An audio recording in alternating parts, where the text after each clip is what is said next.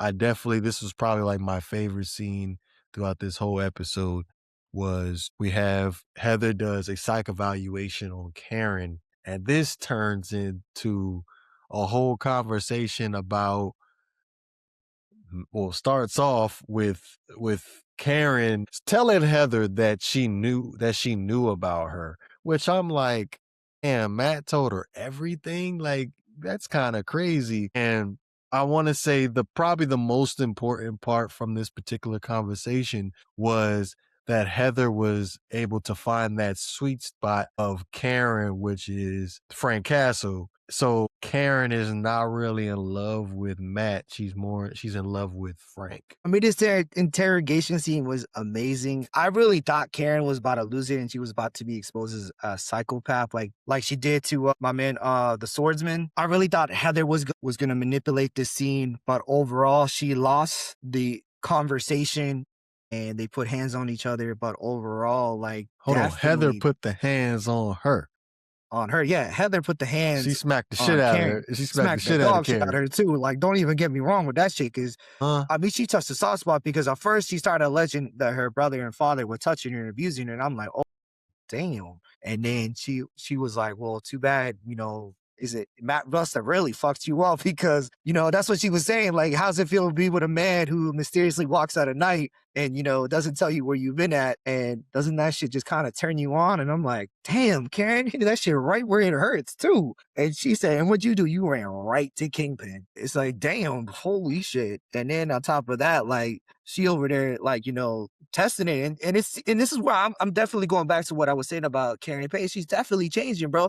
Cause I'm definitely seeing a lot of Frank Castle on her. A lot. Especially when she got choked up by Kingpin. The way she's taking this abuse from Heather. I'm digging this new Karen, bro. I'm digging her. She's like, I'm ready for that action. I'm ready for that smoke. All right, wait till shit get real. Then we're gonna change up that tune real quick, Karen, aren't we? But there's something I do want to talk about with Heather, because it seems like the fan base is already talking about it, and we got to talk about it because it seems like Heather is definitely going to the dark side, and people are talking about she's going to be the female muse in the next season, and I definitely see some psychopathic tendencies with her, and I feel like she's crossing the line, especially when she stole the earrings, Vanessa's earrings from Kingpin, and the way that she's handling the interrogations, manipulating it, revising a lot of the documents to make people turn out to be criminals when they're really not. And overall, like, this is definitely, like a different side of Heather. Like, her PTSD is really affecting her. And I don't think she sees it. And especially when she was choking out Cashman, and it feels like Cashman is bringing that dark side out of her as well. And all I gotta say is that, whoever Heather is, I'm kind of really tempted to see how far this is gonna go. So she better start hitting the gym and start learning how to fucking run them hands, because if she gonna be the next criminal going forward, I mean, I want to see her. I want to see that 1v1 with Karen, because she said anytime, anywhere, yo. And she's like, we gonna finish this later. And I'm like, ooh, I like that shit.